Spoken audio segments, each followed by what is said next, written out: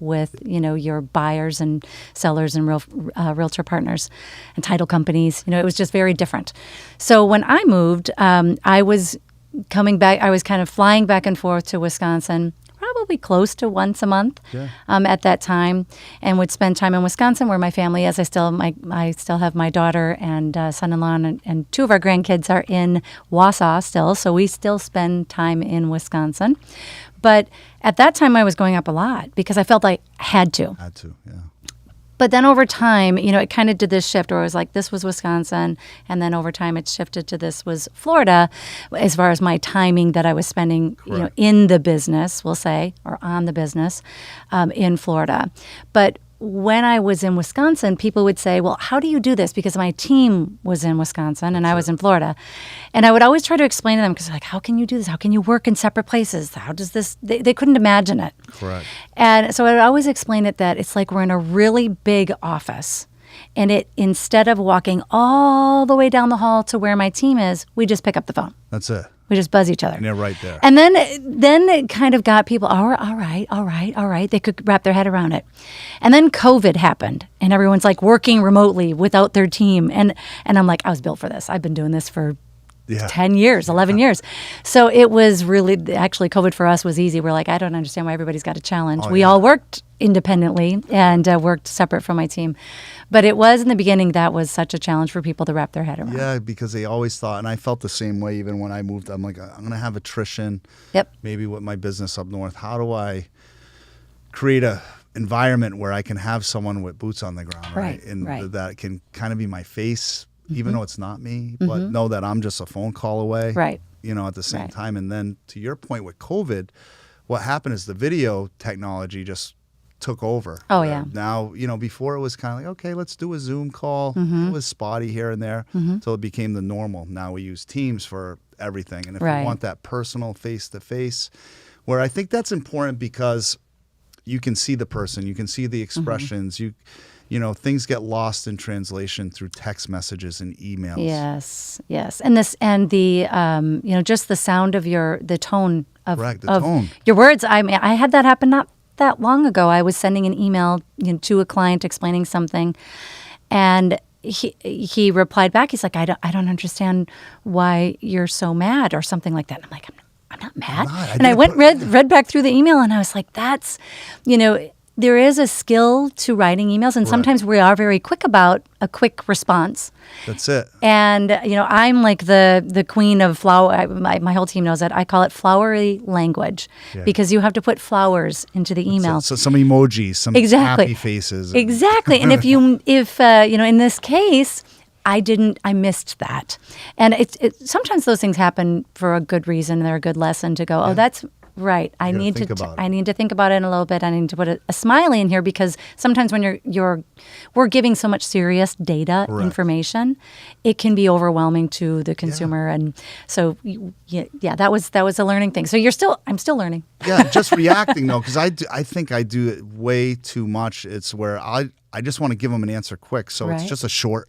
Yes. So their translation of it's a short answer. Right. So or were you mad? And it's like, no, there was no anger in that. But that's actually video is so much better for that because they can see. Are you doing those? I've been doing a lot of video text messages now. So when I love video text messages. I love them. Because I'm like, listen, I type it and then I'm like, do the video, say, guys, I just want to give it to you this way because sometimes things get lost in translation. Right, and then they can keep it, and they have your, kind of your explanation. Face, and I'm like I still got all my teeth, right? Right. Like they can see that I'm happy and I'm not mad. Yes. I've been doing a lot of that, even with social network now. Like, we see a lot of people, and again, that's changed everything for us. I mean, the business that we get from social media for people saying, promoting me or you, right? And the next thing you know, and everybody responds, call me right away. So I've been going to the messenger and doing a video. Hey, what's up? How you doing? Wherever I am. And I find I get a lot of return responses that way because now they see me as a person, not just like the other 1,000 It's not just the bankers. words. Like, call me. I work 24 hours a day and all the other fluff and BS everyone throws at them, right? Right. So when you moved here in 2010, your son, who is now in his 20s, Yes. was young, so you relocated. He was young. He was 8. He was so 8. he didn't really care. He was like my daughter. Yeah, I mean, it's still tough, you 'Cause know. of the family. At that Yeah. point, he's missing cousins or Right, because brothers we have a very large family. Yeah. So we have, but he is 10 years younger than the next one, similar to you. Yeah, that's right. But he was still used to having all these people somewhat around, even though most of our kids were in college at that point. So for him, that was a big change where we had a very loud, crazy household because there was always, you know what it's like when you have teenagers. You don't just have your teenagers. You also have 3 additional teenagers that are also at your house, and they're all hungry. And I was going to say, he probably was upset he didn't get any food because when everyone moved away, you didn't have to go to the grocery store twice a week. But he did really well. We had some friends who had lived here, and we kept visiting them. And we'd fly back to Wisconsin in the winter, and we're like, we don't have to live this way. We could live this way. We could live in Florida all the time. So it was a plan, but we did really plan. You know, for us, our journey was a 5-year plan where every year we went, okay, well, and we were also getting kids out of high school at that point. Yeah. So we're like, okay, one more down, another one down. So it was kind of like that, the 5-year plan. Like we're almost there. We're almost there. And then when we did, you know, I mean, I never looked back. Honestly, we just never looked back. We knew we would love the community that we chose. And that's tough for anyone relocating to a new area. You might vacation there, but living there is very different. And you don't know either. You don't know until you get there. I try explaining to my family, you don't understand. You have both quality of life and lifestyle. We still work. It's not that we're here on vacation, but I don't feel like I'm missing anything. No, because I know tomorrow's going to be nice. Right. You know, it's like I'm not like, and the next day. Yeah, it's going to probably rain this weekend or do this or that. We don't deal with any of that stuff, and I think it's definitely a lifestyle change living in Florida from Wisconsin. I mean, life was different there. It was great. It was a lot centered around sports and a lot of fun stuff that way, which was very social, super fun. The lifestyle here is just a little bit more outdoorsy, you know, spending time at the beach on the water. So it's just different. Yeah. But yeah, it's been great. But starting, moving and then starting really almost like over. I know we were talking about that today. You and I were speaking with another banker, and we're talking about how it can be, you know, it's tough to just say, well, now I got to start over in a whole new community.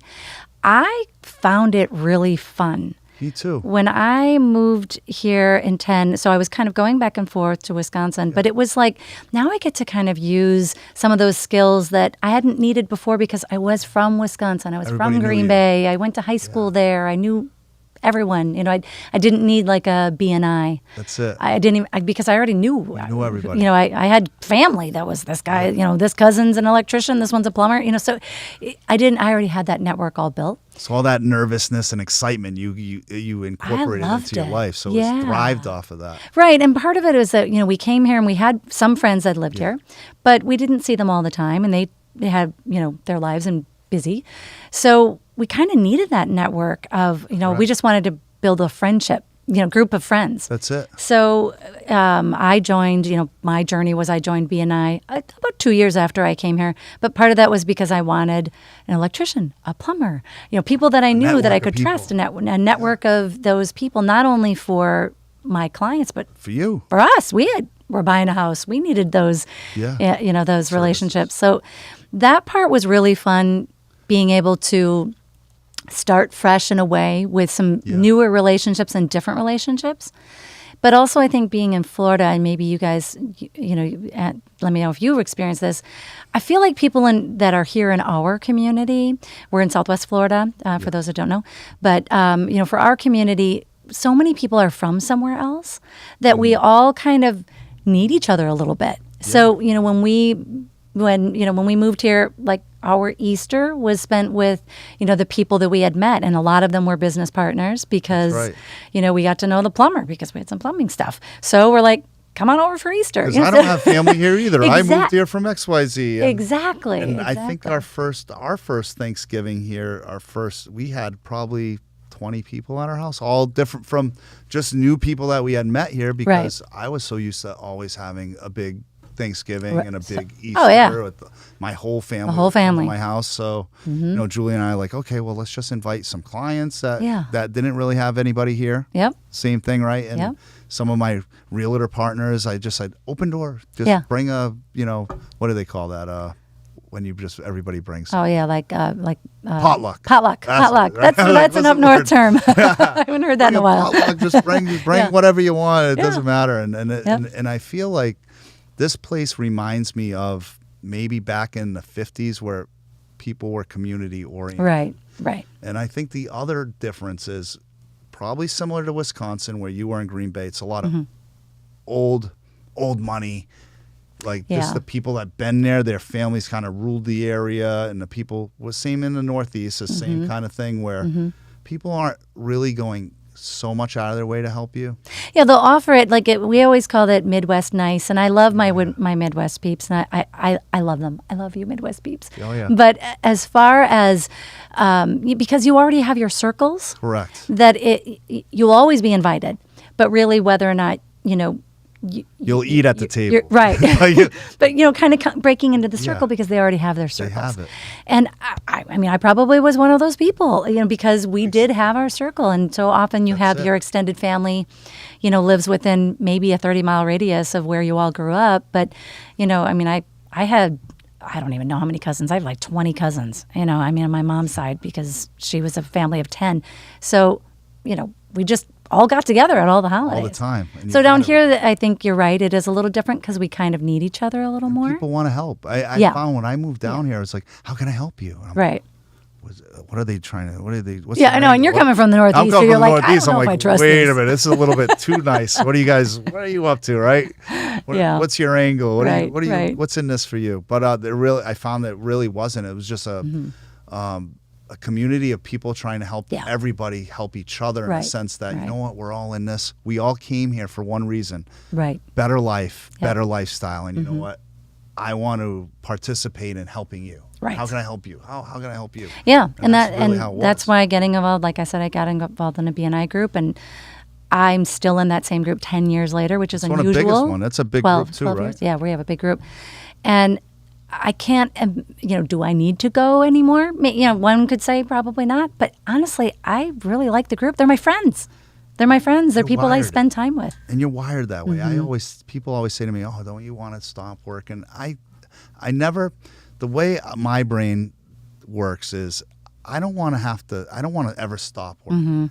I just don't want to have to work. Right. You know what? Yeah. You hear what I'm saying? Oh, a It's very like, big distinction. I just want to do something to add value whatever I'm doing, because Yep. there's only so much golf and so much time you can spend Yeah. on the beach and read so many books.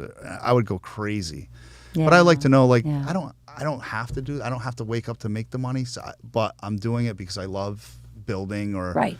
love doing things, and I like seeing Right. things grow. So however I'm adding some value, and you see so many times those guys who maybe are girls or ladies that work their whole lives and they go retire Yep. and they do nothing, and then 2 years they're dead. I know. I'm like, I know. what happened? What do you mean? I don't think either one of us have a fear of that. 'Cause I don't No, know I'm where going we're to be gonna like stop. 100 because I'm going to keep working. I'm not stopping. I'm not I know. The going minute you nowhere. take a break, your body's like, yeah, I am tired. Yeah. That's right. Done. I just do that. I fall asleep at my desk. So like, okay, I need like 15-minute power nap, right? I know. I Don't wish come I could do upstairs that. to the office. You take a power nap, quick nap. I'm like, oh, That's I better awesome. Come up. I better shut this.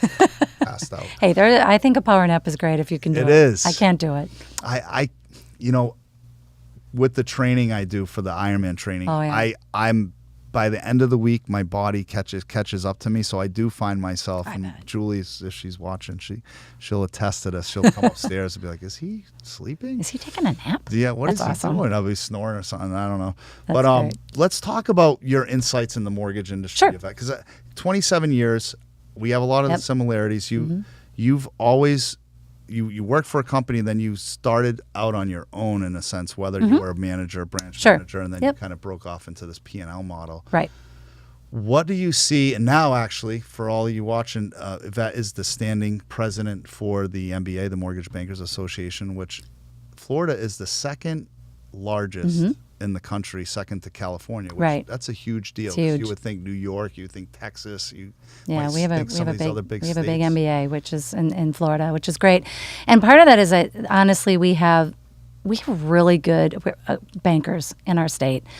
I think that pre the crash, everybody and their brother and sister and uncle and aunt were all mortgage lenders in Florida.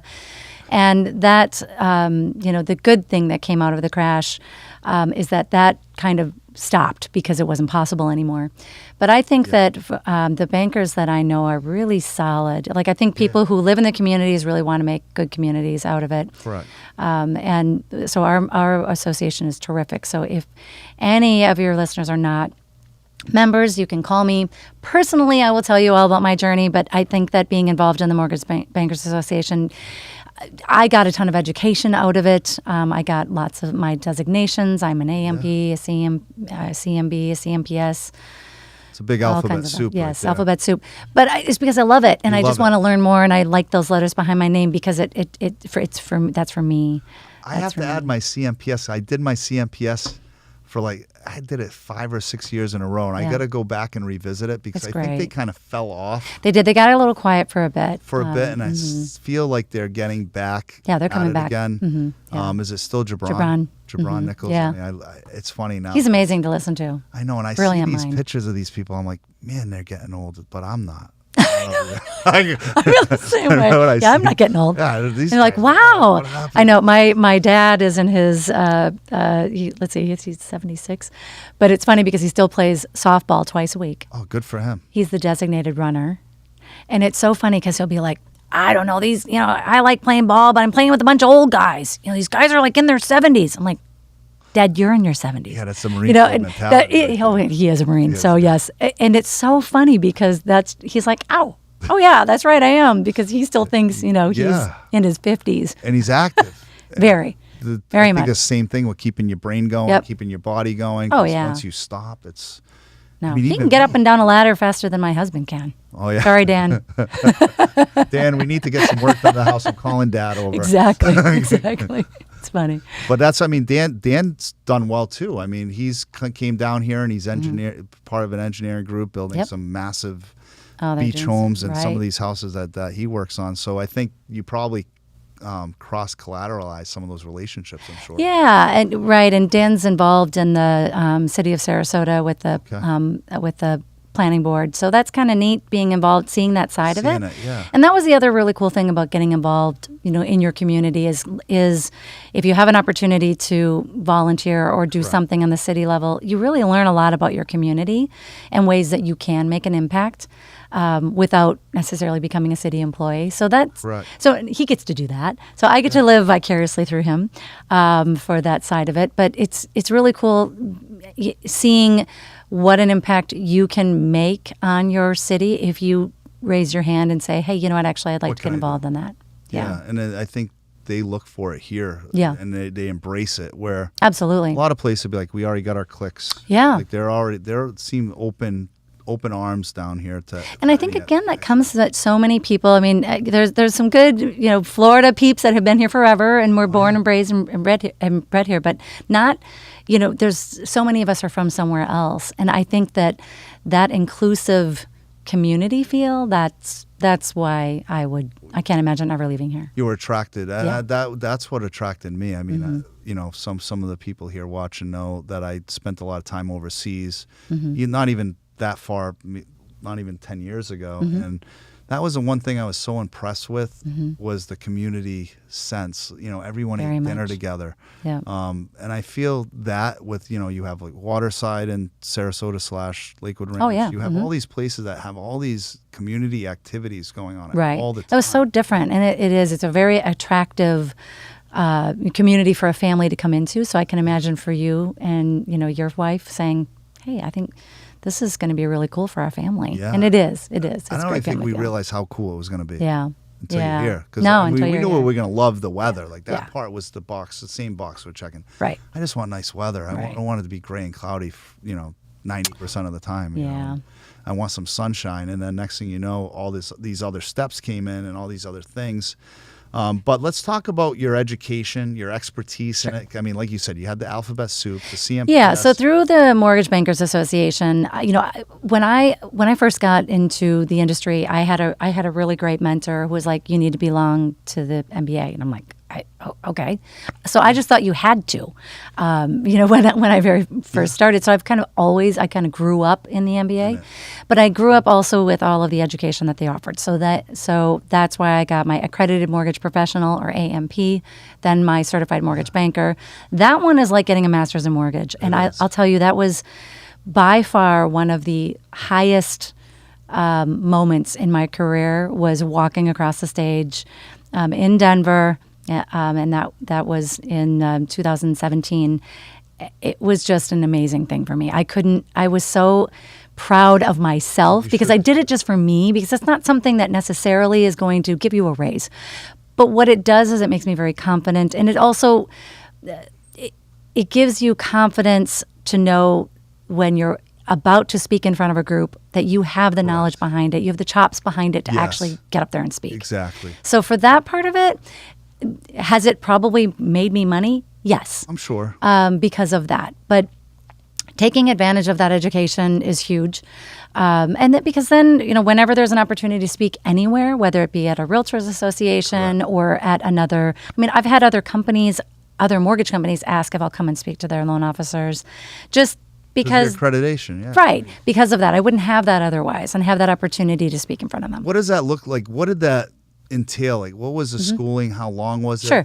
Like, how much it varies for each one, but yeah, getting the CMB, the certified mortgage banker, was definitely some time. And I went through the process of taking their week-long courses. There's 3 separate. There's school of mortgage banking 1, 2, and 3. I took all of them because I wanted to, but it was. I am an overachiever. I love that, but I also wanted those relationships because I got to know so many people in our industry from all over the U.S. that were coming in for these courses. I did one in Phoenix, I did one in Georgia, and then I did another one in D.C. And it was fun. It was a whole different group of people in each one, in a sense. And and I still run into people that were in we did a CMB prep course. Then on top of that, when you're studying for the exam, and that one you do a written exam. Okay. That I think took like 3 or 4 hours. And then after that, you do an oral exam with a panel. Wow. And they just fire questions. And it's not like, how do you calculate P&I? Yeah. It's, tell me about one of the, the latest concerns that we have in regards to, the GSEs and, and whether or not they should be in or out of conservatorship. And you have to be able to effectively communicate that. So it's a lot of reading. With them looking at you. Yeah, and you're like, oh, and you can't BS these people. Yeah. So sometimes you can. We all have been schooled in BS. We all know how to do that. But with a panel, no. But passing that and then being, getting to that point where you have that pin, that's a big deal. That is awesome, and I don't know why I never. You're gonna do it. Now I have to do it. I'll sponsor you. I'll have you sponsor me because I always did when CMPS came out. I did that. I know that was like the at the time for me. It was so good. That was such a great class. It was great to have that. Like, my designation in Massachusetts, there wasn't that many people that had it. So I was like, okay, I'm certified mortgage. It's still pretty impressive. I know anyone who is a CMPS that sees someone that went through that course, they're like, oh yeah, you know what you're talking about. Something. Yep. But I'm going to definitely revisit that. So let's talk about the MBA. I know they have something coming up soon in June, so I think it's important. And I want to focus on this because this is it's a lack. We need more bankers to promote or be part of our MBA, and I don't think there's enough. And there's years that in my beginning years, I was big in it. Yep. Because I own my own shop and I was really involved in it. Sure. And then there was a space and time where I just wasn't really involved in it at all. For no reason. There wasn't a lot of people up in Massachusetts where I was it wasn't an active community. Let's put it that way at the time. It was in Boston. It was a little bit of a trek for me. But the important part of it is not what I get from it, even like what we did a few weeks ago where you had, the Coach Amir spoke, which was an awesome event. That's a huge value add, right? Mm-hmm. But I find bankers spend all their money on other people's lobbies. Yeah. If that makes sense, right? Yes. And like, for example, we want to sponsor the Board of Realtors, right? And we spend thousands of dollars on their lobby. Right. Which is to protect their interests, right? And yet we're not supporting our MBA, which protects our interest. It does. Where you're in Tallahassee lobbying for us. You're going to Washington.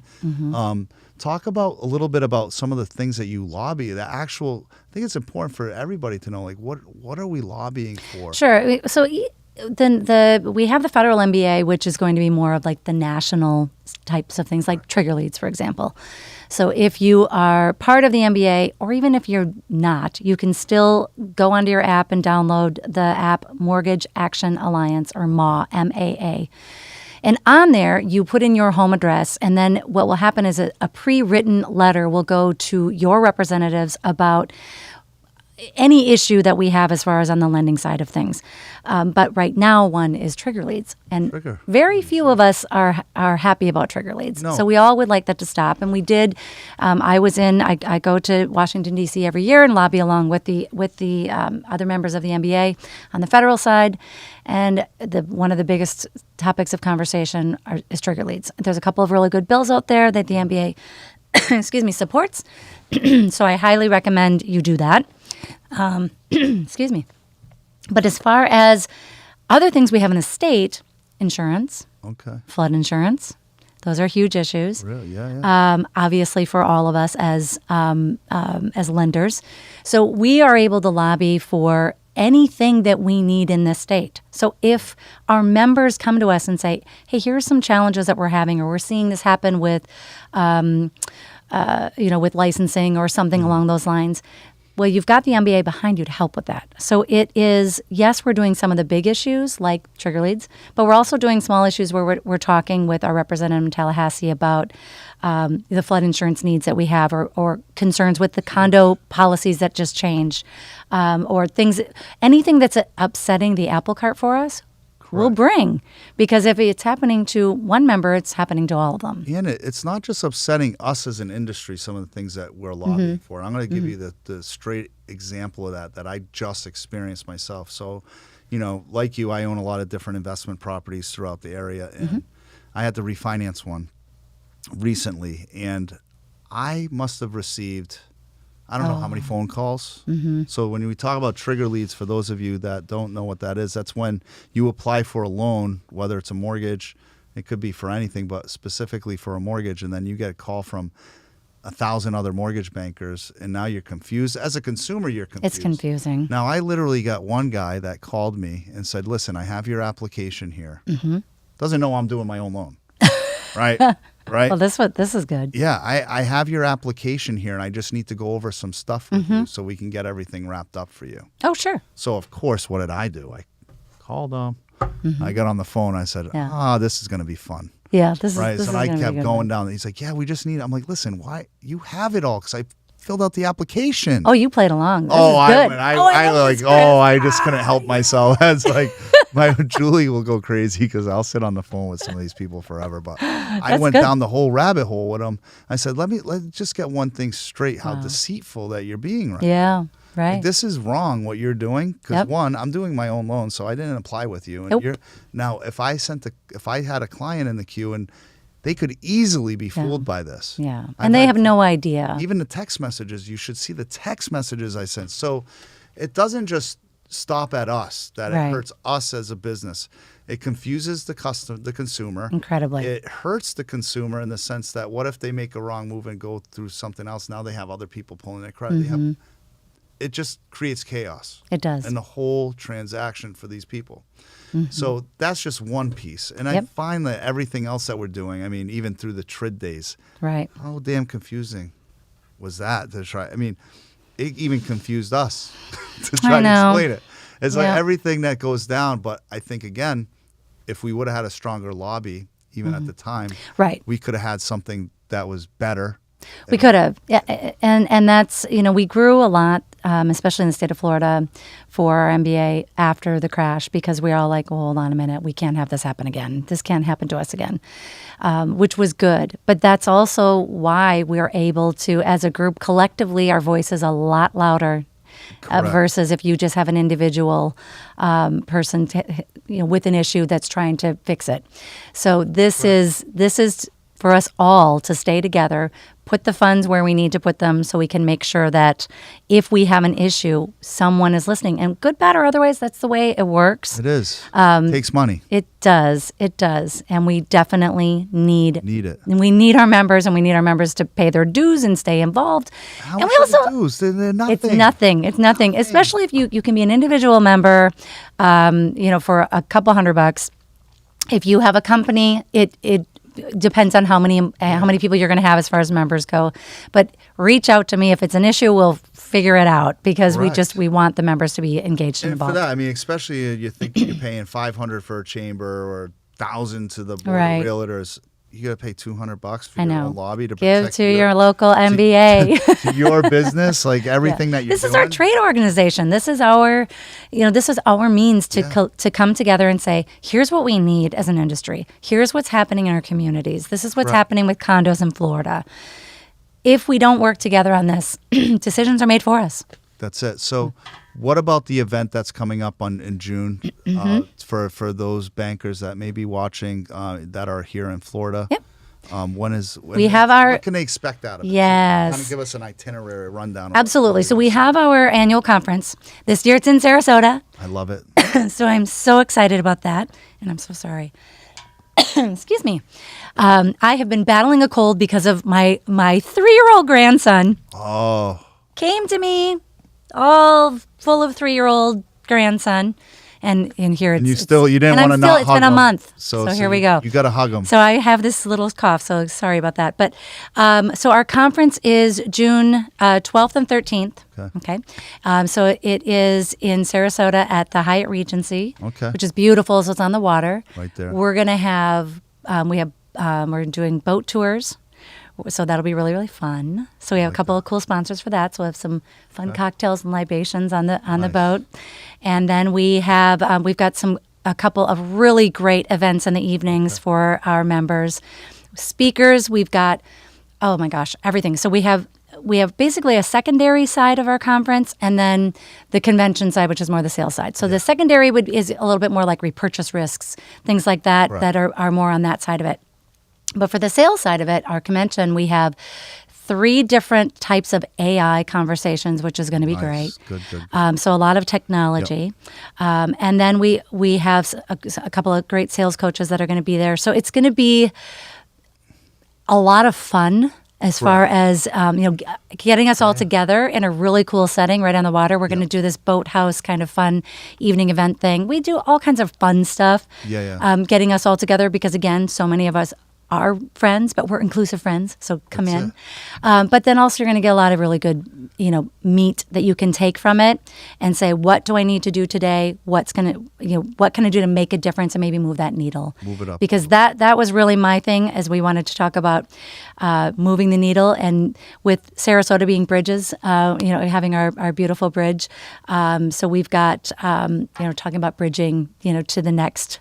Okay. All right. So that's the main thing. Because it's been a really big, it's been tough the last couple of years for our industry. And we're just kind of coming out of it now. Right. And where now we have to find the needle movers. We got through COVID, we got through the chaos, we got through the crazy numbers, then we got through this is really hard. We're all tightening our belts, over the last year. And now things are kind of settling a little bit in our communities.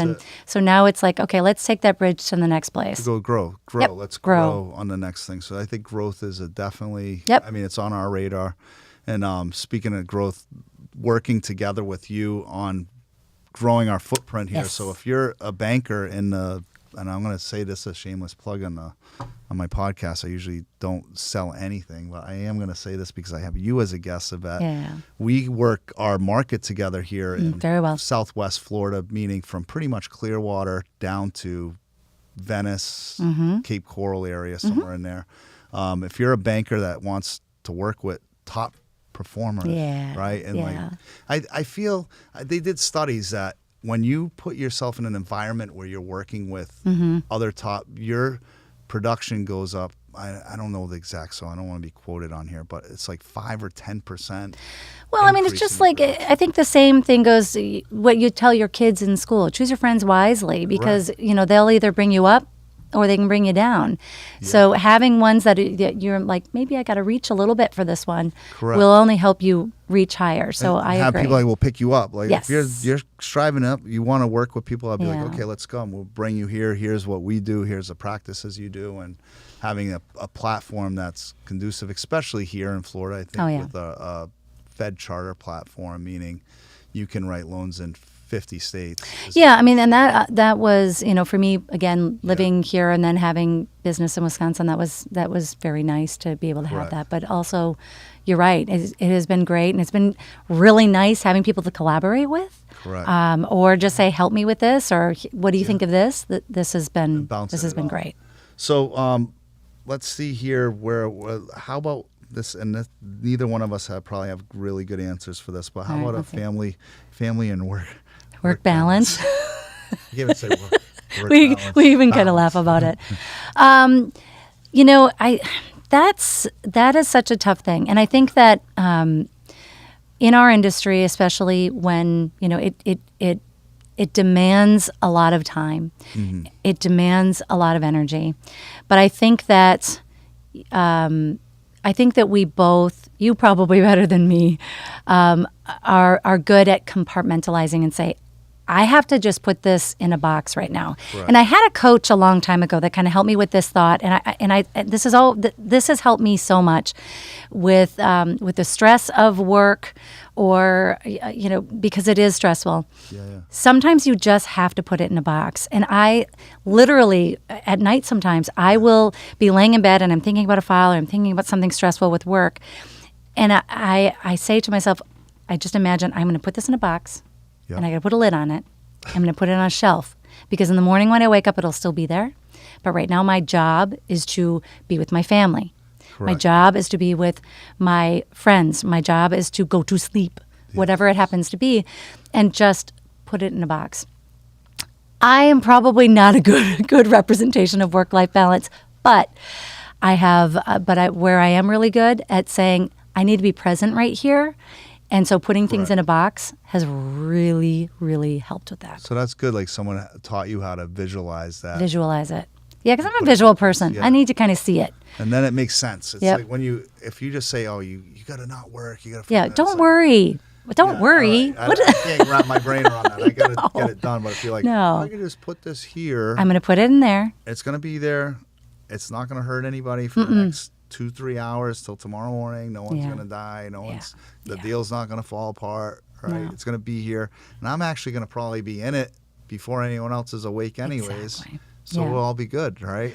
So that's probably the best balance I can give. But and then give yourself permission. I always say I got to give myself some grace. I use that a lot. We're a worst critic, right? Yeah. So I'm like, just give yourself some grace, man. You worked 12 hours today. You're tired. You can't possibly be on. So I know. Thank you. I would definitely give you that. You definitely, but I do love it. But you run a good team. You have a great support staff, and I think it's important for anyone even listening to whoever it is that they're working with, whether you're a realtor, whether you're a client. I can only do so much as one person. Oh yeah, absolutely. You know what I mean? So I can't be everybody and everything to everyone, right? So you're going to drop some balls. You have to have an all-star team around you. I think you've created one. I know we've created one with our team to where, I lean on my team for a lot. Oh yeah, I mean they're really an extent. You spend more time with them than you do. Correct. Well, except for you because you enjoy. Yeah, I'm lucky. I get to spend time with my business partners, my wife. So. I know, and that's and you guys do a great job. And I know wants you had me to fire her, though. I don't know why. I'm like, honey, I'm not letting you ever leaving. You're not. I don't even know if I call you an employee. You're more like I'd marry her. Keck.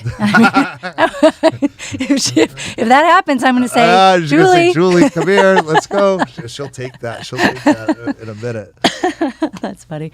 But yeah, that's that's good. And having your team as part of your family in a way, they are. Yeah. I mean, and you have a few people that you brought. Do you have anyone up in Wisconsin other than your offset? You personally, you still have a personal team in Wisconsin? I do. Yep, in Green Bay. Okay. Or De Pere, technically, in the De Pere office. So were those people that worked with you for a long period of time? Mm-hmm. Yeah. Well, actually, that's a good question. So everyone that's on my team now has worked for me. I think that The one that Nicole is the newest one, and it's been 5 years, 6 years, 5 years. She's your right. Yes, She's kind but of I've right known in her the since office. She was young. She was 14 years old in high school. I met her in high school. She was like your younger sister, right? She is. She is. So she's like an extended part of my family, That's truly. it.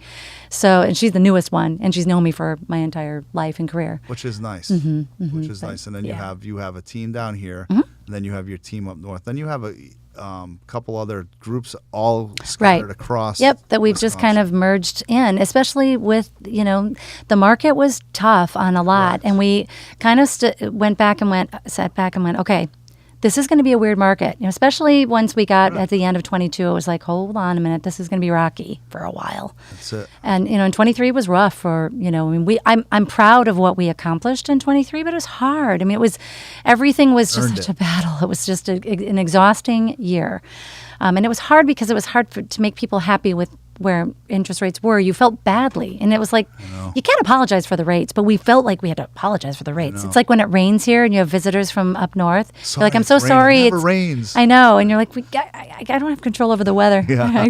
I'd like to, but I don't.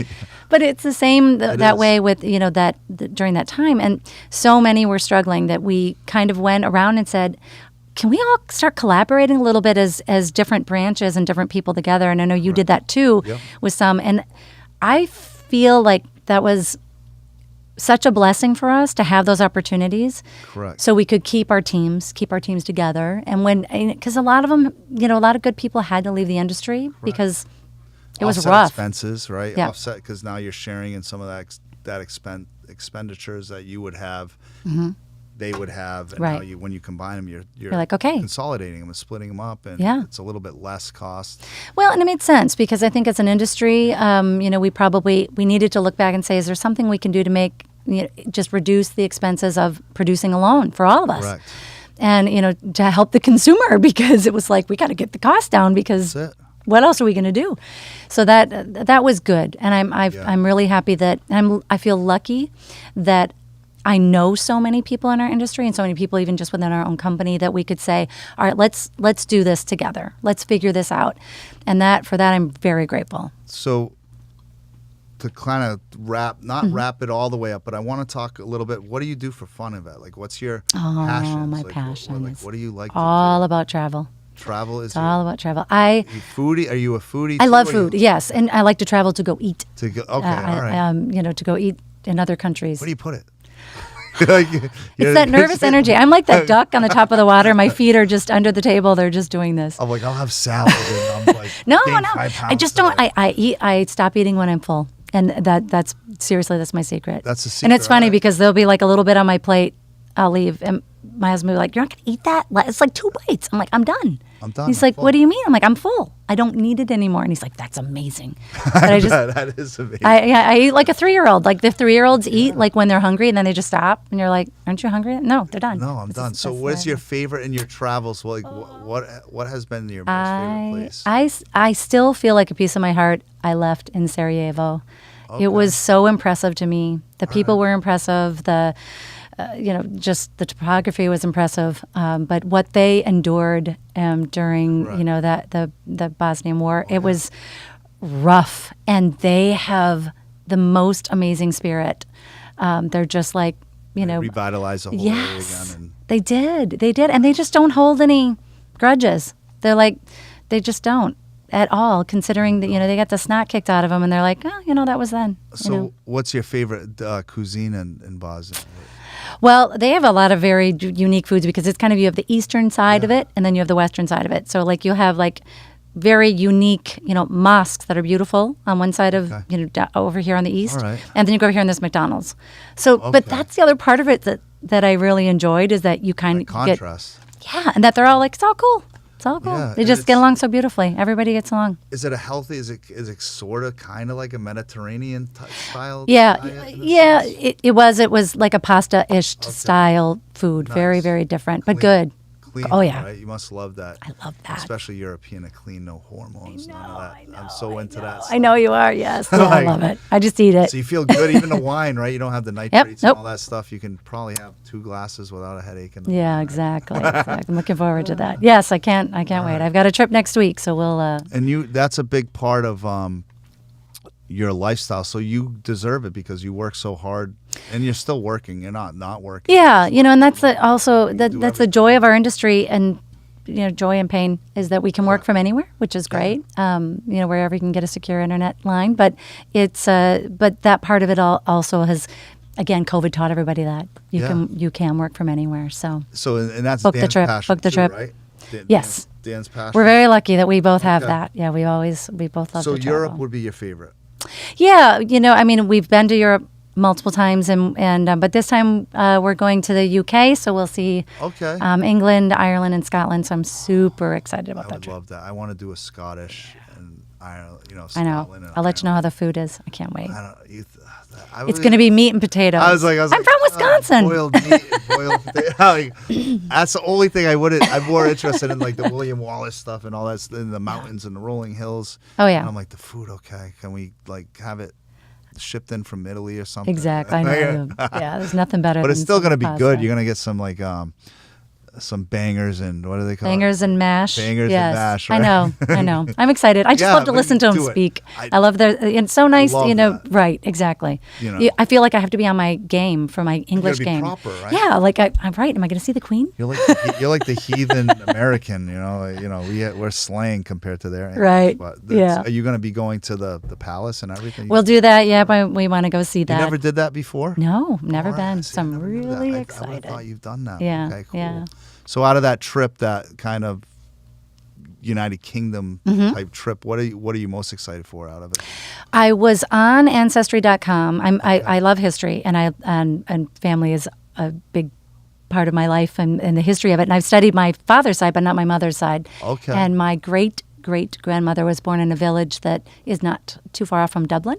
Oh, so we're going to stop there and just see it. So I'm really excited about that. There's something about putting your feet on the ground of where your roots are. Yeah. So I'm excited about that. that. Like both my boys have been to Italy. We have land in Italy. I still haven't been there, but my boys. You have to go. I'm so mad. Like I'm like my son is going there in like 2 weeks from now. I'm like, you guys got to Italy before I don't even understand this.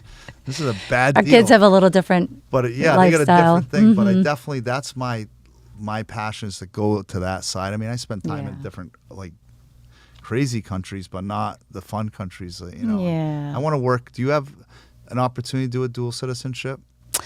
Yes. In my family, I have Slovenian roots, so yes, right. it is a possibility, and I know it's something to kind of look into just to see.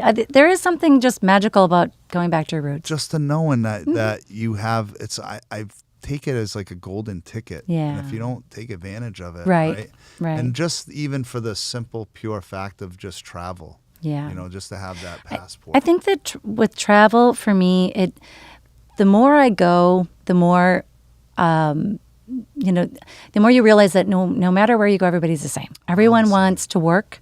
They want good food. They want shelter. They want to take care of their families. No matter where you go, we're all the same. And I think it opens your mind when you travel. Right. And to me, it feeds the soul like nothing else. That's right. I love to go learn how someone else lives. And you go and you find out there's a Walgreens and a McDonald's and, those style of things that no matter where you go, it really is pretty much the same. Even so that's cool. I mean, I need to do more travel, but I think for us, it's with still having young kids. It kind of puts a little drag them along. Well, Julie and I we talk about that all the time. It's like, well, maybe if we homeschooled Marley, then I say, I can't homeschool. Okay, running a business and homeschooling. Yeah, that ain't gonna happen. You got a couple years. But I figure, by the time she's gonna be 11, so we got about 6 years before she's gone. Enjoy that time, and then we bring her now to stuff, and I love bringing her anyways. So I want her to see, experience some of that stuff. Yeah. But moving forward, I plan on traveling a lot. Good. I want to buy abroad too. I don't want to just I want to own something, and especially Italy's my main thing. But I can see that. Tulum is one I'm looking at. Have you ever been to Mexico? I have, yeah. Yeah, outside of it. Yep. I've been to Tulum. Do you like it? Yeah. it's always different also when you travel. Same thing as we talked about when you Yeah. moved here, you weren't sure how it was going to go. It's like that with travel too. You're not sure, am I going to like it? Or, do what I want to buy something here. Any country I go to, I always look at real estate because I'm like, okay, I could totally live here. No, I mean, no matter where I've gone, right. I always think I could move there. But really living there is probably, obviously is different than when you're vacationing. Correct. But I don't know. I think part of it, because we live here in such a vacation-y area, we kind of feel like we're not on vacation, but yet we live where everybody vacations. Correct. Which is pretty feel cool. that. I mean, I feel that, like, I think after our trip in, even the one we just had in Cabo, I was like, the sunsets are nice, but ours are just as nice and nicer. That's why I'm always comparing everything. I know, to here. I go, I'm like, it's nice, but it's nice, but I it's mean, nice, but they don't have Publix. But how awesome is that we can say that? Yeah, I know. You know what I mean? That I never said that when I lived in Worcester. We would always say, and actually, this was something my husband Dan would say, is that happiness it's kind of like you have pieces of the pie of happiness, and one is, do what you love. So have a job, have something that you love. I've got that. Be with who you love. Be with the right person. That's right. Choose your person wisely, and Great advice. Be with that person wholly. And I'm lucky I have that. And then live where you love.